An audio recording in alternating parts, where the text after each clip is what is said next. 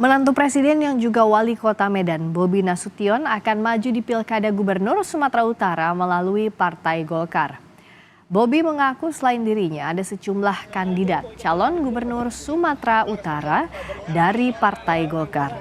Terkait status Bobi yang saat ini belum masuk Golkar, Erlangga bilang akan segera memutuskan Bobi sebagai kader Golkar.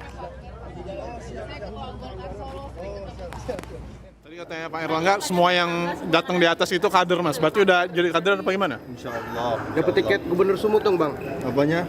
Kan untuk semuanya tadi di sini. Yang dari Sumut saya rasakan, yang untuk Cagup dari Sumut kan nggak cuma saya sendiri. Berapa orang, Bang? Yang dari undangan yang dari Golkar yang saya lihat ada 2 ya, Bang Ijek sama saya.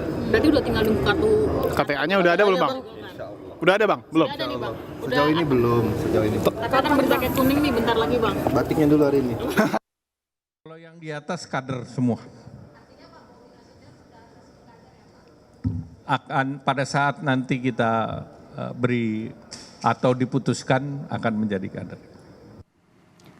Sementara itu PDI Perjuangan mulai menjaring calon Gubernur Sumatera Utara yang disiapkan menghadapi Bobi Nasution.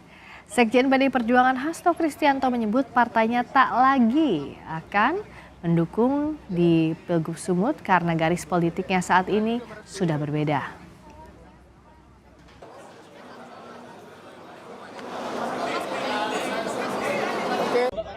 Dukungan kekuasaan itu tidak menjadi jaminan.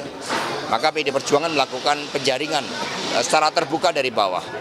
Bagi yang tertarik untuk menjadi gubernur atau wakil gubernur dari PDI Perjuangan, silahkan mendaftar baik di kantor DPD PDI Perjuangan Sumut maupun ke DPP partai. Mas, apakah betul nama-namanya itu ada Edi Rahmayadi, lalu Rahman Syah Sudarani dan Nixon yang sudah didaftarkan? Ya, proses pendaftaran masih berlangsung. Mas, berarti nggak dipastikan nggak akan mengusung Mas Bobi lagi ya? Ya, tentu saja karena garis politiknya sudah berbeda. Ya.